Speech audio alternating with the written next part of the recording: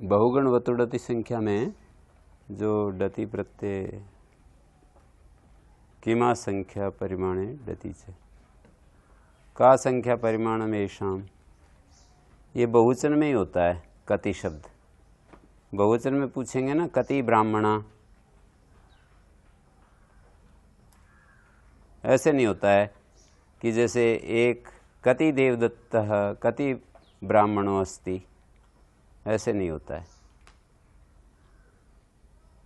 कति शब्द बहुवचन में जब प्रश्न कितने ब्राह्मण यहाँ आए, कितने बालक आए, कितनी गायें, कति गावा सन्ति अत्र आश्रमे, कति वृक्षा सन्ति आश्रम पदे, बहुवचन में का संख्या परिमाण मेषाम, क्या संख्या है परिमाण जिनकी, उसको कति कहते हैं।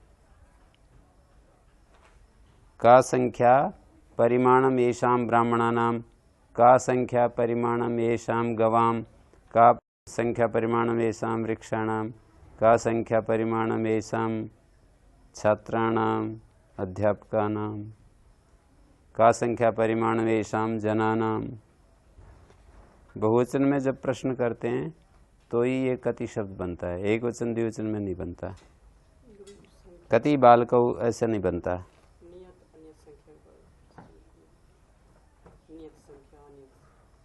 नियत बहुत्ववाची संख्या होती है और एक अनियत बहुत्व की वाचक संख्या। तो ये बहुत शब्द जो बोला है ना, ये अनियत संख्या को तो बता रहा है। जब आप यूँ कहो 1000 वृक्ष हैं तो नियत संख्या होगी। जब आपने कहा बहुत सारे वृक्ष हैं तो क्या कह रहे हैं इसके ऊपर है।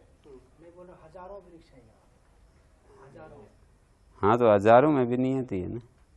वहाँ पर जो है हजारों कहने से वो अनंत अर्थ में आ जाता है, मतलब हजारों बहुत अर्थ में आता है।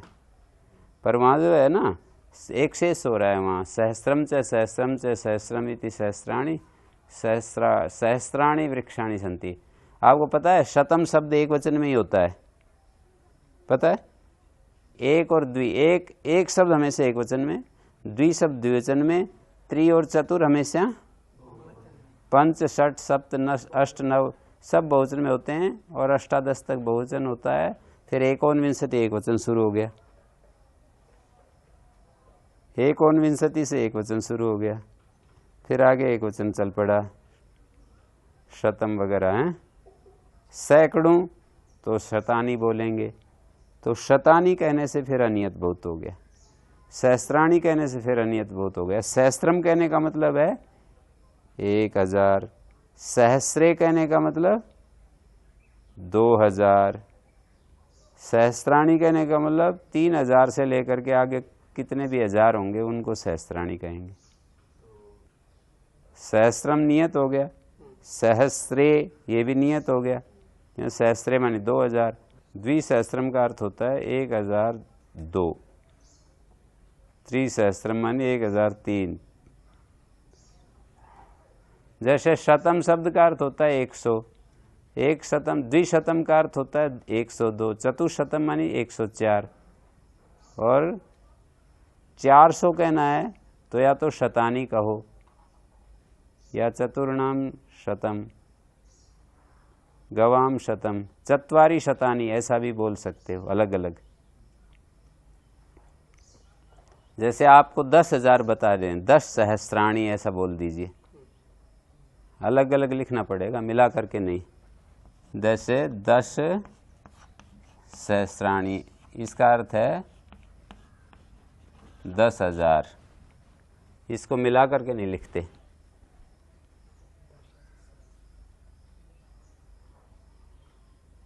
द्विसहस्त्रम मानी 1002, या सहस्त्रद्वयम भी बोलते हैं। 2000 के लिए सहस्त्रद्वयम भी बोलते हैं।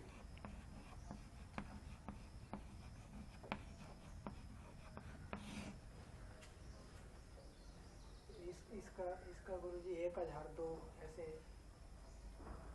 1002 का अर्थ है द्विसहस्त्रम।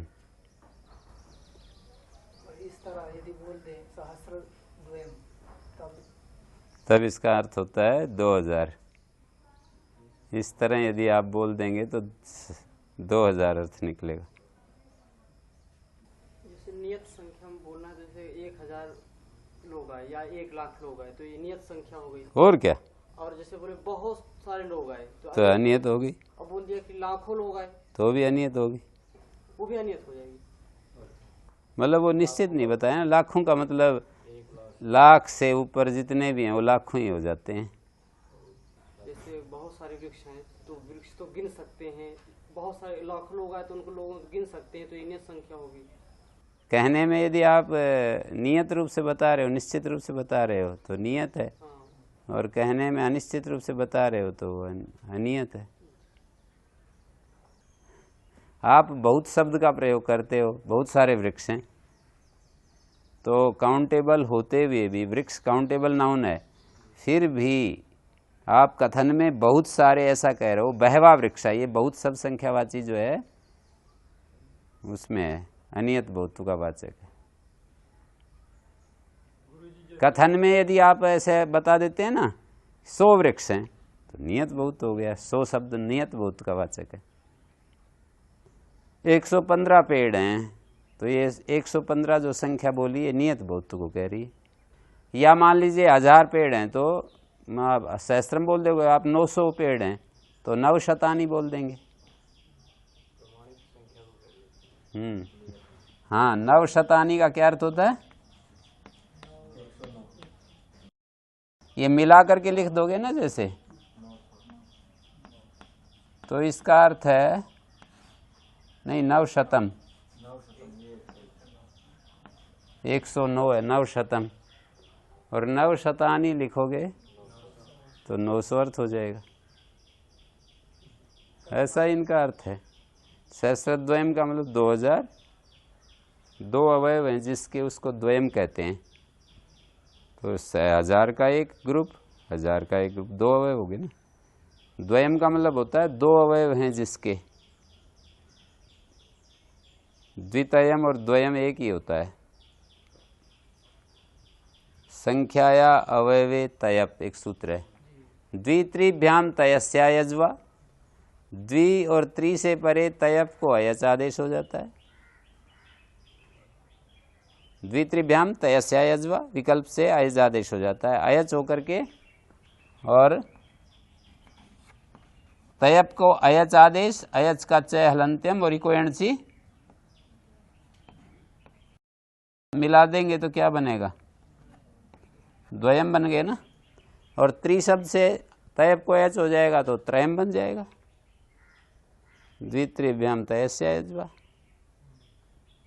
और तयप प्रत्यय जो है किसी संख्यावाची से हो जाता है। चतुष्टयम, पंचतयम, 5 अवयव हैं जिसके, 10 अवयव हैं जिसके, 10 तैरिक संगीता, 10 मंडलात्मक अवयव हैं जिसके। संस्कृत में 100 के लिए शतम बोला जाता है, एक शतम नहीं। एक शतम का मतलब 101, ठीक है।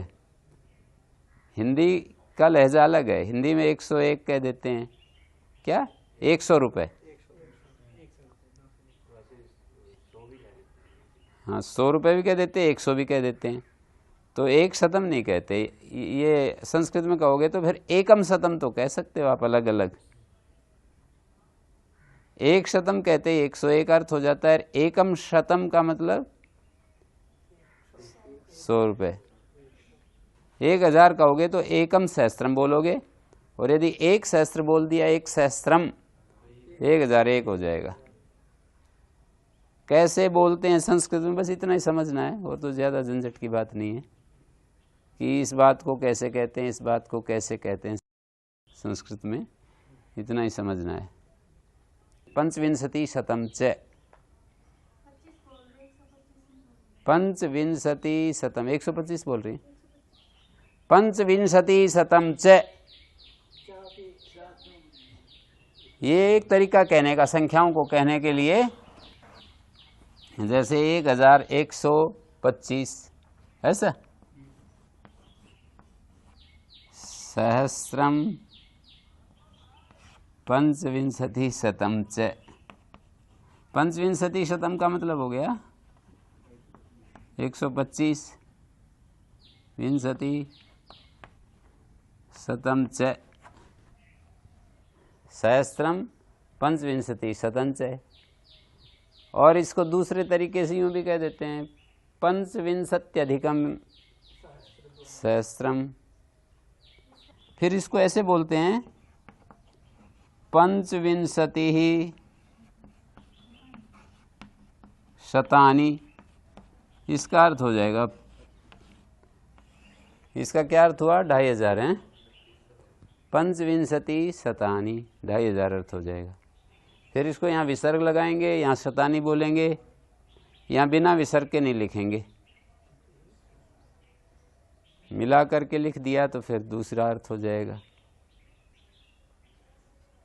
पंचविंशति शतानी, पंचविंशति शतानी भी पंचविंशति शतम ही बोलेंगे 125 के लिए, पंचविंशति शतानी नहीं बोलेंगे। हाँ, संस्कृत में ऐसे नहीं बोलते हैं पंचविंशति शतानी। वो अलग अलग कहने से, विसर्ग लगा करके बोलने से ही अर्थ निकलेगा पंचविंशति शतानी।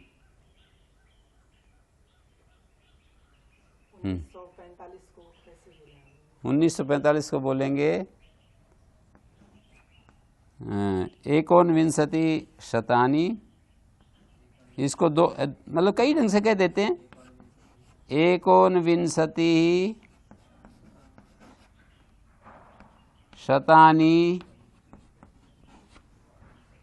पंचचत्वारिंशच्च।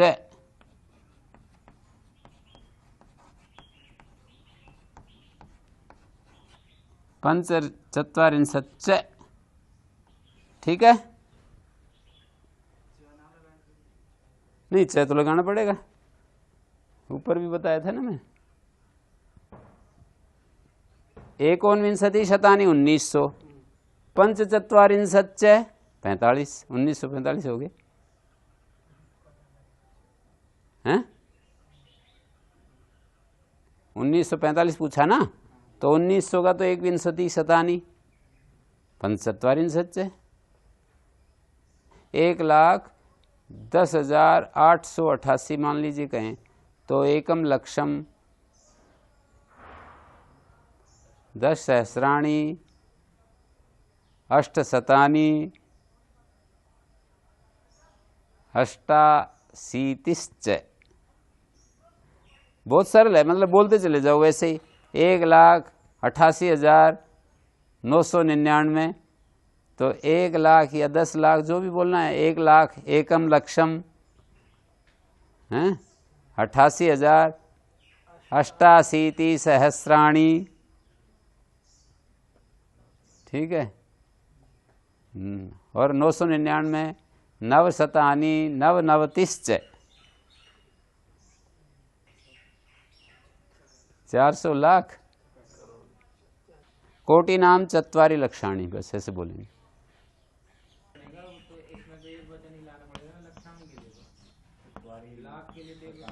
चत्वारि शतानि लक्षाणी, इसको ऐसे बोलेंगे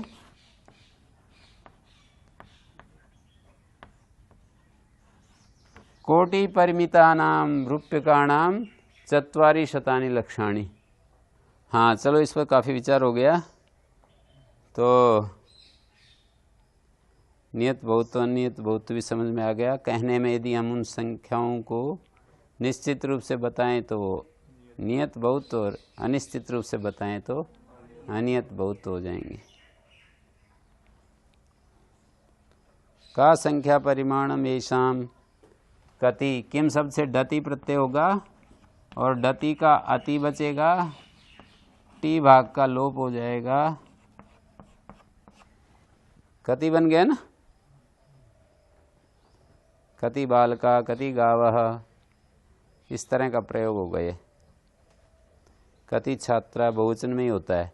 कति की संख्या संज्ञा हो जाएगी, संख्या संज्ञा होने से संख्या विधार्थे धा हो जाएगा, संख्या वचनात् विप्सायाम शश हो जाएगा, संख्या क्रिया व्यावृत्ति करने कृतसुच से कृतसुच हो जाएगा, संख्या तिष्ठन्ताय कन कति शब्द से हो जाएगा क्या, कैसे?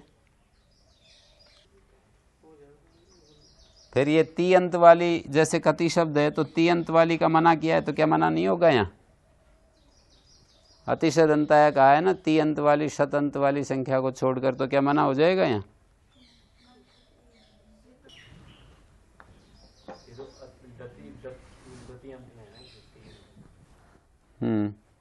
यहाँ पर एक परिभाषा है, अर्थवत ग्रहणे नानर्थकस्य। अर्थवान के ग्रहण में अनर्थक का ग्रहण नहीं होता।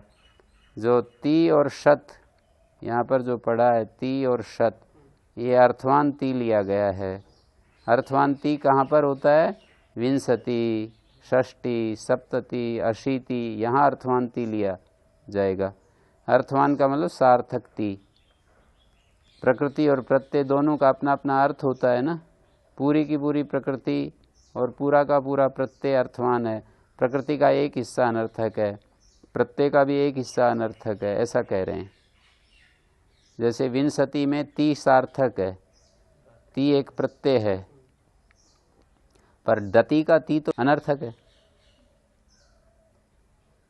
डति का जो ती है ये तो अनर्थक है। अर्थवत ग्रहणे नानर्थकस्य।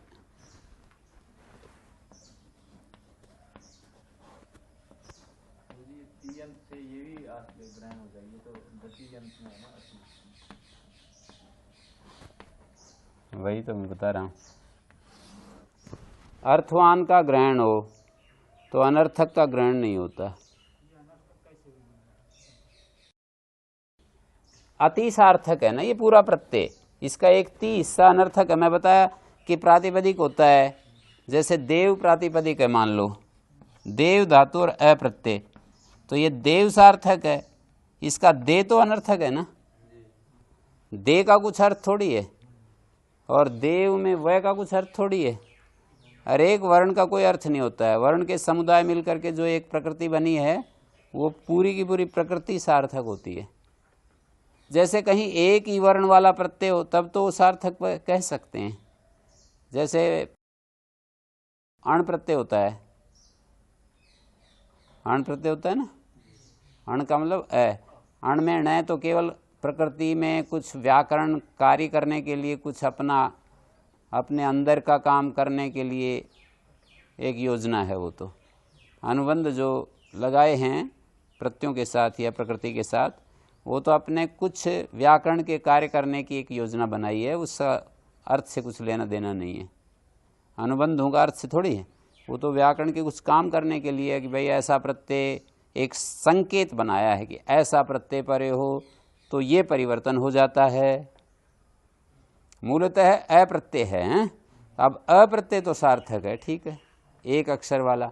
ऐसे सामान्य रूप से मान लीजिए कहीं प्रत्यय हो रहा है तव्य,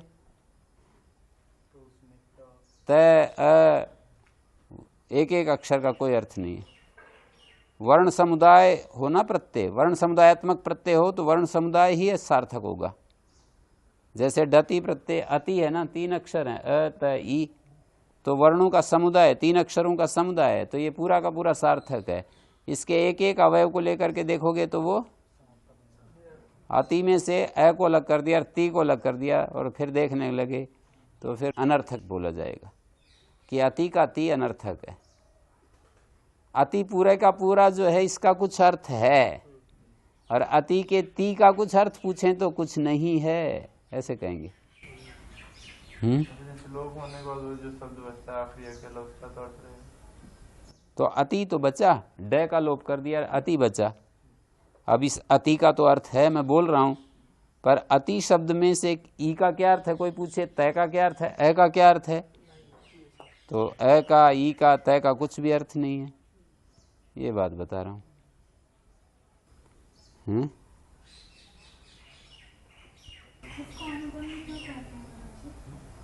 पश्चात बध्यते अनुबंध, प्रत्यय के साथ ऊपर से बांध दिया गया है, कुछ कार्य करने के लिए जोड़ दिया गया है। पूर्व में शब्द में कहाँ बंधा हुआ है, वो तो उस पूर्व में, मतलब पूर्व पश्चात ऐसे नहीं, मतलब जैसे औपगवा शब्द है, तो इस शब्द में हमने देखा कि 2 चीज़ हैं, औपगव और अण ये है।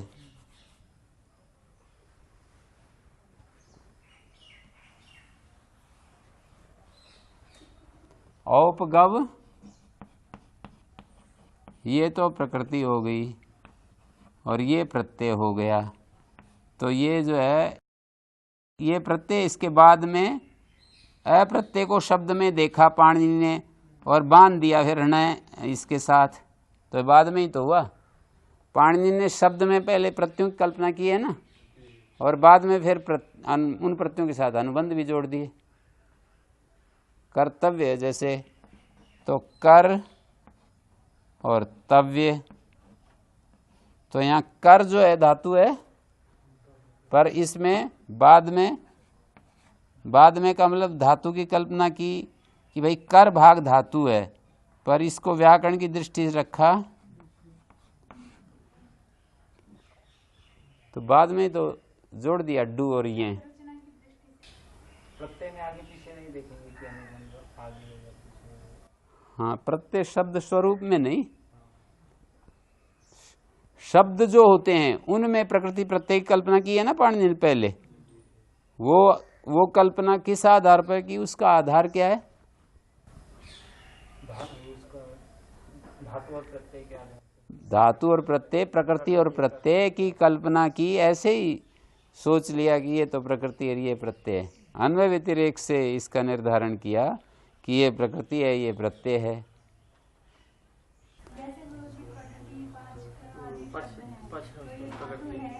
पहले पच धातु बनाई थी, बाद में दो अनुबंध बनाया तो प्रत्येक पाठ के। हाँ बिल्कुल, शब्दों में मूल धातु की कल्पना की, फिर अनुबंध जोड़े हैं कार्य करने के लिए। मतलब मूल धातु की कल्पना इसलिए करनी पड़ी कि बहुत सारी धातु न कल्पित करनी पड़े, बहुत सारी धातुओं की कल्पना ना करनी पड़े, इसके लिए मूल धातु एक सब में कॉमन, कि उस मूल से हम विस्तार पर भी पूछ सकें। एक मूल होता है, एक विस्तार होता है ना, मूल से जितने विस्तार हो सकें उन विस्तारों तक हम जा सकें। क्या बताए बताओ? मूल होता है और फिर उसका विस्तार। जैसे उदाहरण बताओ। जैसे पच यहाँ मूल है और इसका विस्तार फिर करेंगे तो पाकः, पक्ति, ऐसे इस प्रकार से, और पक्षति वगैरह जो इसके रूप। पच तो मूल है। देखो ये बहुत सारे शब्द उन्होंने सामने रखे,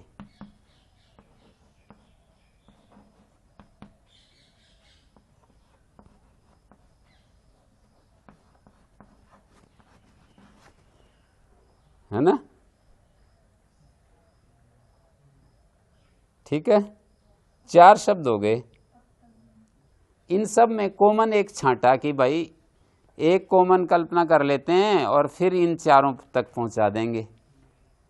चारों तक पहुंचाने के लिए अनुबंधों की कल्पना की है। एक मूल इनमें एक कॉमन ऐसा रूप छांटा जो चारों रूपों तक पहुंचा सके। इसमें 2 चीजें हैं, प्रकृति और प्रत्यय। इसमें तो है पच, अति, पाच, अक, पाक, अ, पक, क्षति, है ना? एक पक है, पच, पाच, पक, पाक और पक, 4 हो गए ना? इन चारों में एक कॉमन क्या लिया? पच कॉमन ले लिया कि पच सब में है। ठीक है, पच के ही ये विस्तार हैं। अब पच से प्रत्यय में, अब पच से 5 बनाने के लिए किसी प्रत्यय में नया अनुबंध लगा दिया और क लगाने के लिए घ अनुबंध लगा दिया प्रत्यय में, घय। और यहाँ तो अनुबंध के कारण नहीं हुआ है, ये संहिता के कारण भी वर्ण में चेंज आते हैं। संहिता के कारण आते हैं ना, जैसे चोकू, जलाम जशोंते, जलाम जस झसी, खरी चय, इस तरह भी आते हैं। ठीक है, बात समझ में आया? अनुबंधों के कारण भी परिवर्तन होते हैं और सांगीतिक कार्य बोलते हैं, सांगीतिक कार्य।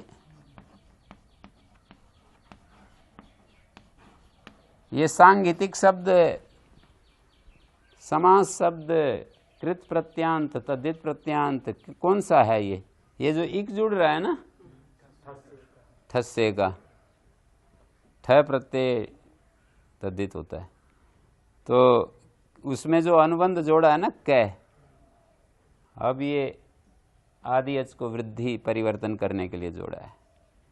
अनुबंधों की कल्पना एक तो शब्द के स्वरूप में परिवर्तन के लिए जोड़े गए हैं अनुबंध, और एक अनुबंध स्वर विधान करने के लिए।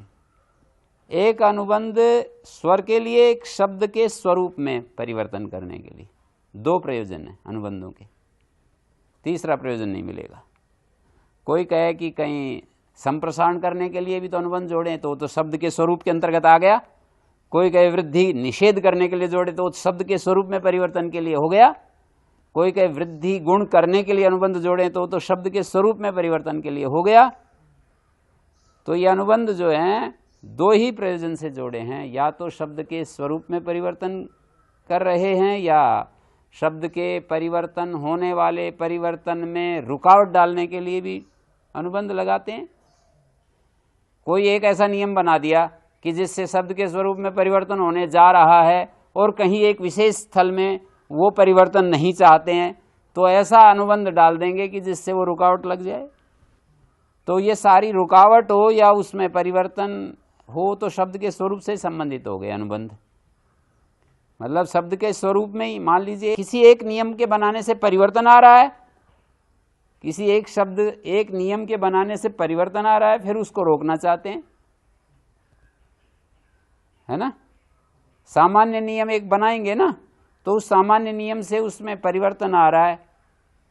जैसे सुनोति सुनता सुनवंती, अब सु को गुण प्राप्त हो रहा है, एक सामान्य नियम सार धातु आर धातु का, तो उसके लिए एक नियम बनाया कि भाई ये अपित सार धातु गित जैसा होता है, गित के समान इसको बना दिया। अनुबंध ना जोड़ करके, ये भी एक शैली अपनाई है, अनुबंध ना जोड़ करके अतिदेश कर दिया कि इस चीज को इसके समान मान लिया जाए।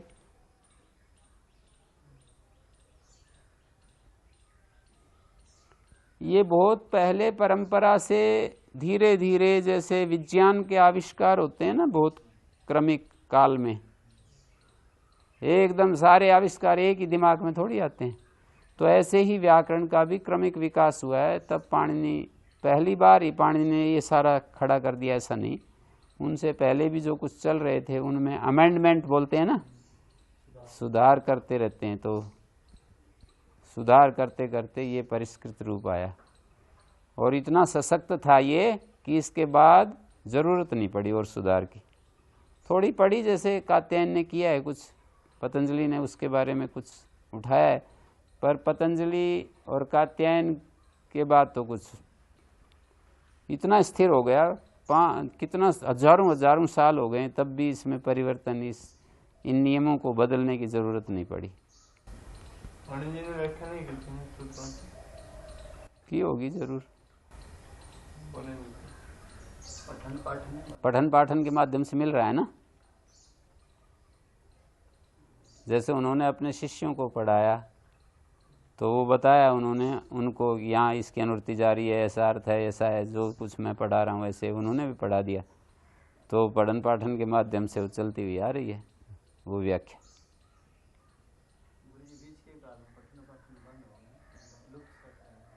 ऐसा हुआ नहीं ना, ऐसा हुआ नहीं, कोई ना कोई तो जीवित रहा। मतलब वो तो अभी आकर के थोड़ा बहुत ही 200-400 साल पहले, 300 200 300 200-300 साल पहले ही, बस, ज़्यादा नहीं। उससे पहले तो चल ही रहा था पठन पाठन, बीच में तो बहुत ही ज़बरदस्त चल रहा था। आजकल इंजीनियरिंग का प्रभाव है ना, बीच के समय तो जो व्याकरण पढ़ा हुआ था और जो संस्कृत भाषा को जानता था ना, उसी को पैसे मिलते थे, सम्मान मिलता था, राजकीय सम्मान और ये सारा मिलता था। इंजीनियरिंग वालों को जितना सम्मान मिलता है, पैसे मिलते हैं, उतना अष्टाध्यायी वालों को मिलने लगे तो अब भी ढेर लग जाए हैं। मुस्लिम राज्य में भी पूरा जोर था। अंग्रेजों के कारण से ये तो भंग हुआ है मामला। मुस्लिम राज्य में भी कोई प्रभाव नहीं पड़ा संस्कृत और संस्कृति हमारी जो थी ना, अंग्रेजों ने ज्यादा धक्का दिया है।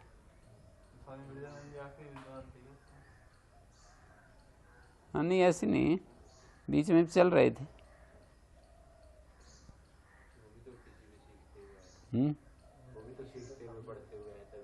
हाँ, वो भी कहीं कहीं सुना उन्होंने, अष्टाध्यायी कोई पाठ कर रहा था, सुन करके याद हो गया उनको, कोई दोहरा रहा था तो उन्होंने ऐसे सुनते रहे तो वो याद हो गया।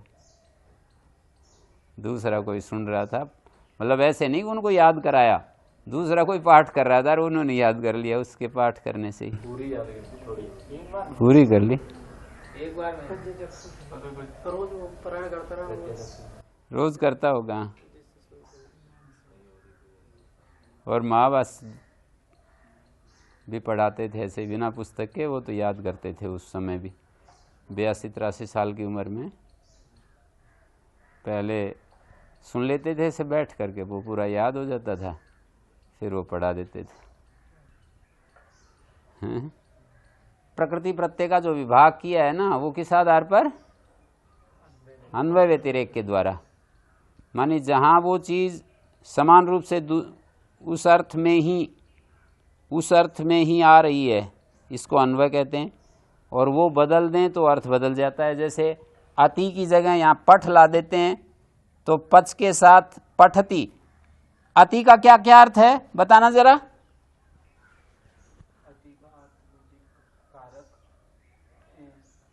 कर्ता अर्थ है, वर्तमान काल अर्थ है,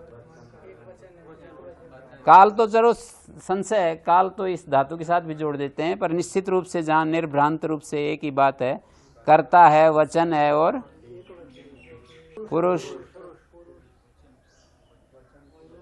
वचन, कर्ता, संख्या तो होगी ना, एक वचन, द्विवचन, बहुवचन। तो यहाँ पर जो ती है,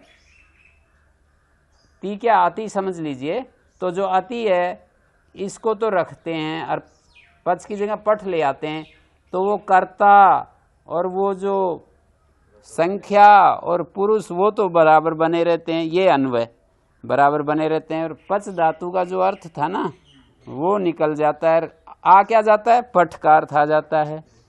तो ये आना ये तो अन्वय और जाना व्यतिरेक। पच धातु की जगह पठ रखते ही क्या आ गया अर्थ? पढ़ान, माने एक कर्तृक पठन क्रिया, ये अर्थ हो गया।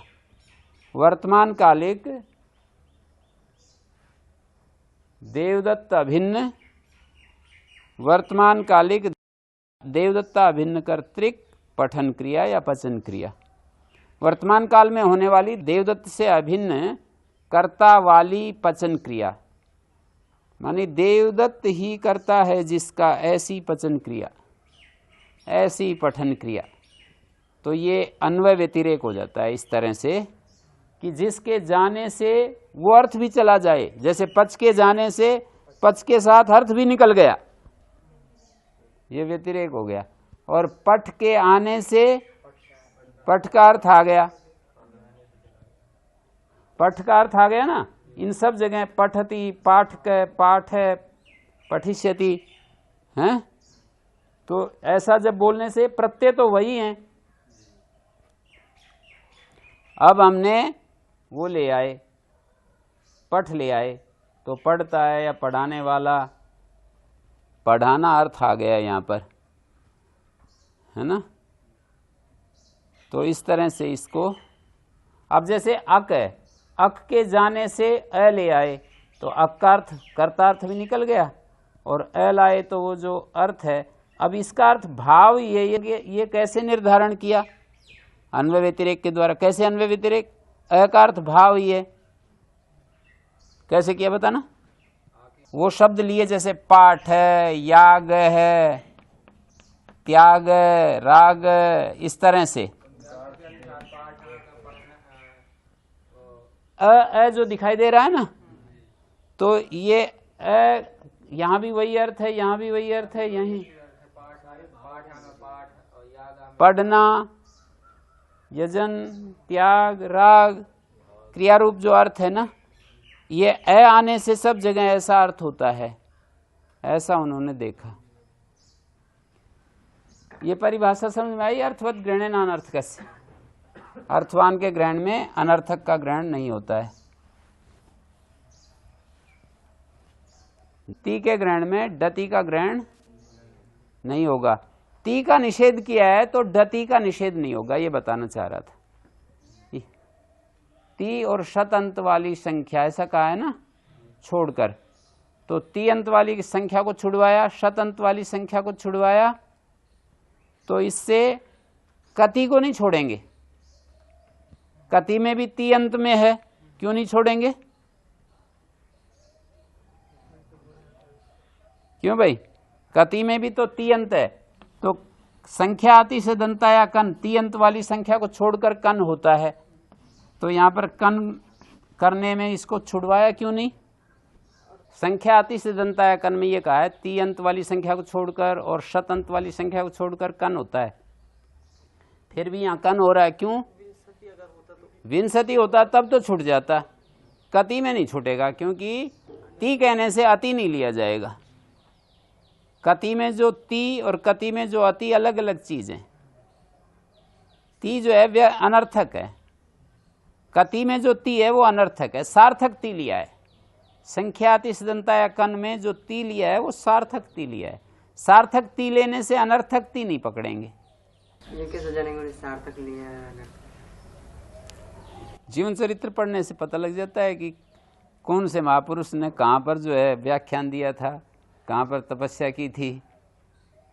पढ़ेंगे ही नहीं तो कैसे पता लगेगा? स्वामी हरिहरानंदारण्य ने वहाँ पर जो खलितिक वन थे उनमें तपस्या की थी। एक शिला के ऊपर भोजन डाल जाते थे, कोई ब्राह्मण वो खा लेते थे। फिर उन्होंने एक गुफा बनाई, 21 साल तक वहाँ मौन रहे। तो ऐसे उनका जीवन चरित्र, स्वामी दयानंद का जीवन चरित्र पढ़ेंगे तो वेदों के ऊपर शास्त्रार्थ किया, कभी विद्वानों के पास जा कर के दहाड़े ऐसे किया। ये अलग अलग स्वामी रामकृष्ण परमहंस, बचपन में ही शादी होगी, फिर भी ब्रह्मचर्य व्रत धारण कर लिया, और ये अलग अलग है ना सबके चरित्र हैं। तो एक एक महापुरुष का चरित्र पढ़ेंगे तो पता लग जाएगा कि सार्थकती है, ये अनर्थकती है। संख्याति से दंतायकन में ती जो लिया है वो सार्थकती लिया है, तो कहाँ सार्थक है कहाँ अनर्थक है, ये हर इसको जब पढ़ेंगे ना पूरा जीवन चरित्र हर एक महापुरुष का पता लगता है कि 20, 30, 40, 50, 60, 60, 70, 90 शतम सूत्र है ना, तो उसमें बताया है कि भाई ये 20 में 20 ती, 63 में 3 शत, तो ये वहाँ पर शत ती ये सार्थक हैं। तो डति में जो है वो ती नहीं है, अति है, तो पता लग रहा है कि ये जो अति है ये तो अनर्थक है, सार्थक नहीं है। ती प्रत्यय होता, यदि कै शब्द से ती प्रत्यय होता, किम को मान लीजिए कै आदेश कर देते और ती प्रत्यय कर देते, तो क्या शब्द बनता? शब्द तो बन गया कति, कति तो बन गया, लेकिन फिर जो है कन प्रत्यय नहीं आ सकता था। बहुगण वतुड़ति संख्या, संख्या कार्य जो है ना आपको सब बता दिए मैंने, हैं? बहु शब्द और गण शब्द का ग्रहण क्यों किया? नियम कर रहे हैं कि बहु और गण शब्द की ही संख्या संज्ञा होती है। अनियत बहुत्ववाचक जो शब्द है ना, अनियत बहुत्व के वाचक यहाँ पर जो व्यावृत्ति होती है बहुगण शब्द से, वो उनकी नहीं व्यावृत्ति होती है, जैसे सैकड़ों आदि, क्योंकि उनमें तो शत शब्द नियत बहुत्व का ही वाचक है ना। वो जो सैकड़ों अर्थ है वो तो अलग प्रक्रिया से होता है, एक शेष के द्वारा वो अर्थ निकलता है। शतम शब्द तो नियत बहुत्व का ही वाचक है, लेकिन शतंच शतंच शतंच शतंच इस तरह से उसको कहते हैं, एक शेष कर देते हैं। समान शब्द हो ना, समान रूप वाला शब्द हो तो उसको एक शेष कर देते हैं, अलग कर देना, अलग हटा देना। तो बहुगण जो शब्द है इससे व्यावृत्ति किसकी होती है? भूरी प्रभुतम आदि की। श्नांता षट द्वंद्व गर्भ बहुब्री है। ये बहुब्री में अन्य पदार्थ प्रधान होता है, श और न, शश्च नश्च, आकार उच्चारण के लिए किया है मैंने, शश्च नश्च। वैसे तो शच और नच, ठीक है। इसी चीज को मैंने शश्च नश्च। स्नौ, ये श के कारण से न को न हो गया, अष्टुनाष्टु। स्नौ अन्तौ यस्याः, स्नौ अन्तौ यस्याः सा श्नांता। श और न अंत में जिसके, जिसके किसके? जिस संख्या के, ऊपर से संख्या की अनुवृत्ति आ रही है। श और न अंत में जिसके, ऐसी संख्या की षट संज्ञा होती है।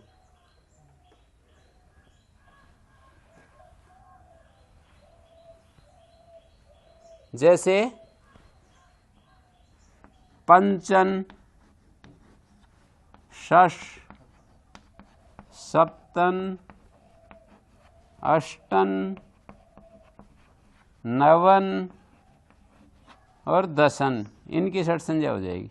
इन शब्दों की षट संज्ञा हो जाएगी, ठीक है। शकारांत तो एक ही है, नकारांत 5 हैं, कुल मिलाकर 6 हैं। षट नाम रख दिया इनका, वैसे भी ये 6 हैं और ये 6 शब्द हैं ये, और इनका नाम षट रख दिया है। षट कहने से व्याकरण शास्त्र में षट का अर्थ 6 अर्थ भी होता है, और षट का मतलब ये शब्द। षट मानी अनवर्त संज्ञा होगी। षट मानी 6 या षट मानी ये शब्द? हाँ, तो व्याकरण में तो षट मानी 6 शब्द हैं। हाँ, अकृत्रिम संज्ञा नहीं है, वो तो षट शब्द का अर्थ है, मतलब स्वाभाविक रूप से षट शब्द का अर्थ 6 निकलता है, पर संज्ञा में तो यही लेंगे, षट संज्ञा से इन्हीं का ग्रहण होगा। विधि प्रदेश कहाँ कहाँ है? षट संज्ञा जहाँ होती है वहाँ पर क्या क्या कार्य होते हैं? षट भ्योलुक, षट चतुर्भ्यश्च कहाँ है? 7-1 है। षट संज्ञा जो है, देखिए षट भ्योलुक पहले 7 अध्याय के पहले पाद में पहले सूत्र आता है ना, षट भ्योलुक। ये ऊपर से जस ससों की अनुवृत्ति आ रही है, तो ये जस सस का लुक करेगा। जैसे पंचन जस, तो षट संज्ञा होगी इसकी, षट भ्योलुक से लुक हो गया। और सुप्तिगंतम पदम पद हो जाएगा पंचन, प्रत्यय लोपे प्रत्यय लक्षणम, न लोपा प्रातिपदिक न का लोप, तो पंच शब्द बचेगा। शश का भी इसी तरह से जस सस का लुक हो गया, और जलाम जसोंते वाव साने ट, षड और षट रूप बनेगा है? ठीक है। ऐसे ही सप्त अष्ट नव दश। अष्ट और अष्टव दो रूप बनते हैं।